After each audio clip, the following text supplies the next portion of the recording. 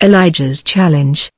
Now Elijah the Tishbite, of Tishbe in Gilead, said to Ahab, "As the Lord, the God of Israel, lives, before whom I stand, there shall be neither dew nor rain these years, except by my word." And the word of the Lord came to him, "Depart from here and turn eastward and hide yourself by the brook Cherith, which is east of the Jordan.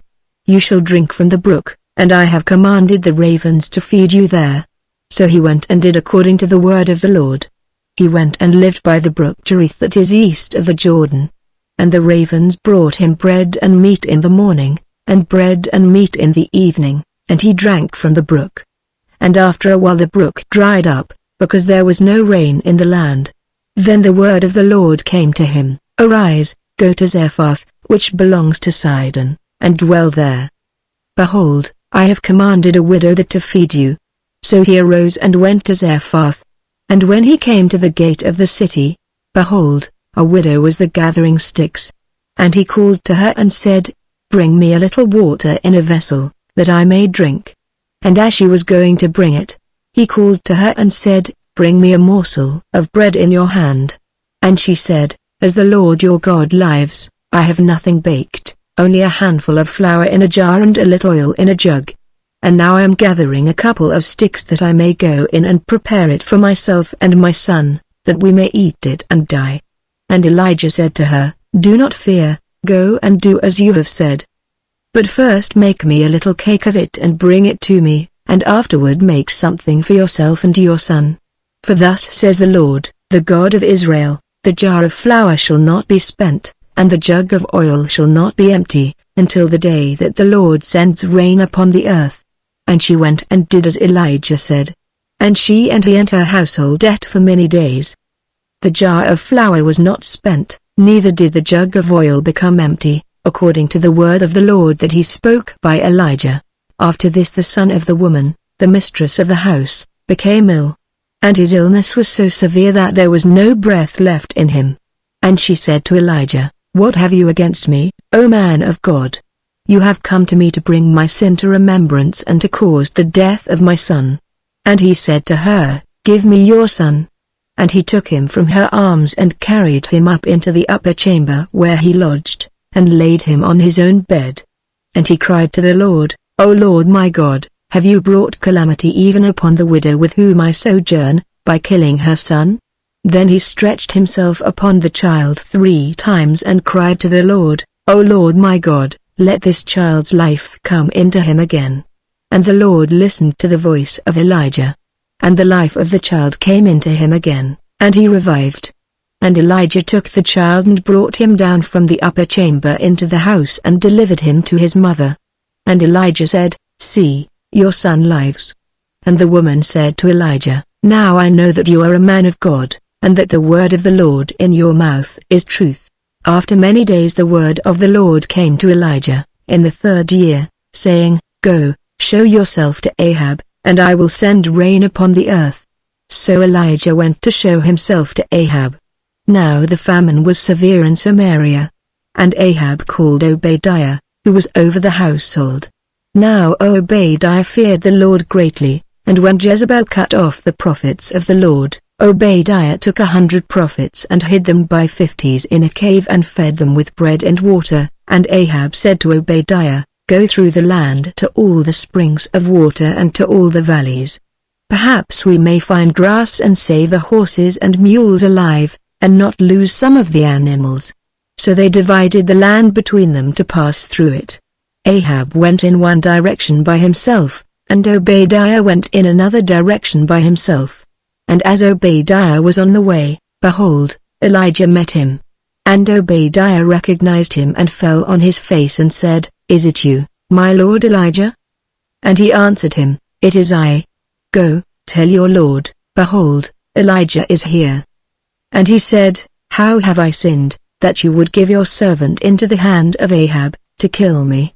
As the Lord your God lives, there is no nation or kingdom where my Lord has not sent to seek you."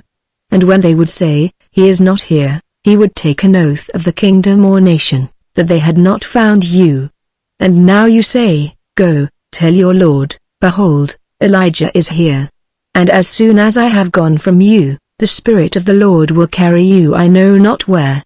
And so, when I come and tell Ahab and he cannot find you, he will kill me, although I your servant have feared the Lord from my youth. Has it not been told my lord what I did when Jezebel killed the prophets of the Lord, how I hid 100 men of the Lord's prophets by 50s in a cave and fed them with bread and water? And now you say, Go, tell your lord, behold, Elijah is here apostrophe, and he will kill me. And Elijah said, As the Lord of hosts lives, before whom I stand, I will surely show myself to him today. So Obadiah went to meet Ahab, and told him. And Ahab went to meet Elijah. When Ahab saw Elijah, Ahab said to him, Is it you, you troubler of Israel? And he answered, I have not troubled Israel. But you have, and your father's house, because you have abandoned the commandments of the Lord and followed the Baals. Now therefore send and gather all Israel to me at Mount Carmel, and the 450 prophets of Baal and the 400 prophets of Asherah, who eat at Jezebel's table. So Ahab sent to all the people of Israel and gathered the prophets together at Mount Carmel. And Elijah came near to all the people and said, How long will you go limping between two different opinions?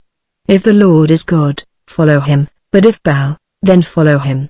And the people did not answer him a word.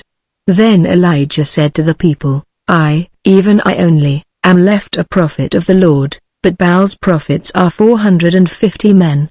Let 2 bulls be given to us, and let them choose 1 bull for themselves and cut it in pieces and lay it on the wood, but put no fire to it.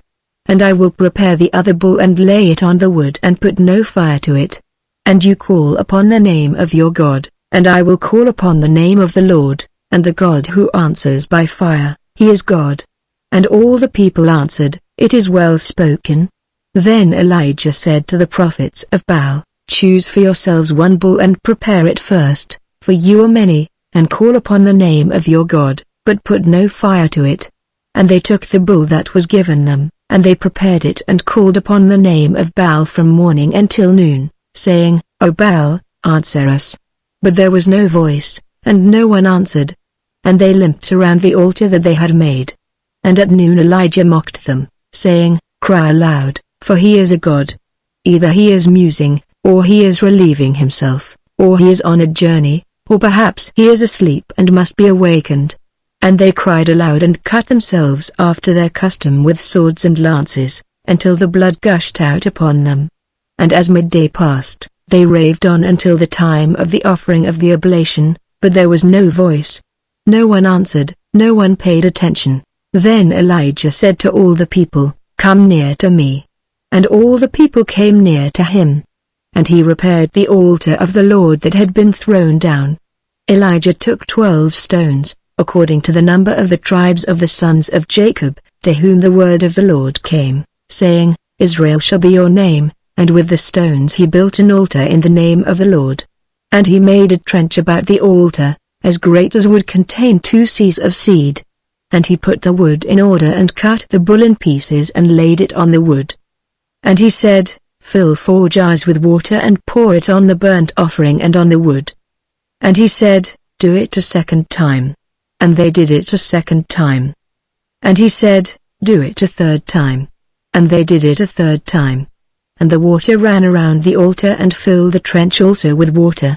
And at the time of the offering of the oblation, Elijah the prophet came near and said, O Lord, God of Abraham, Isaac, and Israel, let it be known this day that you are God in Israel, and that I am your servant, and that I have done all these things at your word.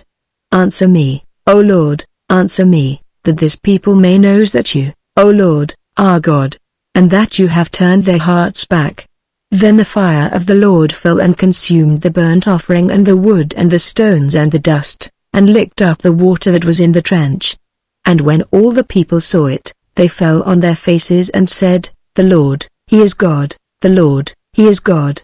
And Elijah said to them, Seize the prophets of Baal, let not one of them escape. And they seized them. And Elijah brought them down to the brook Kishon and slaughtered them there. And Elijah said to Ahab, Go up, eat and drink, for there is a sound of the rushing of rain. So Ahab went up to eat and to drink. And Elijah went up to the top of Mount Carmel.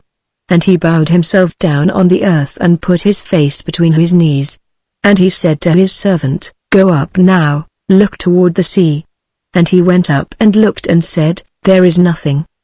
And he said, "Go again, 7 times. And at the 7th time he said, "Behold, a little cloud like a man's hand is rising from the sea." And he said, "Go up, say to Ahab, prepare your chariot and go down, lest the rain stop you." And in a little while the heavens grew black with clouds and wind, and there was a great rain. And Ahab rode and went to Jezreel. And the hand of the Lord was on Elijah, and he gathered up his garment and ran before Ahab to the entrance of Jezreel.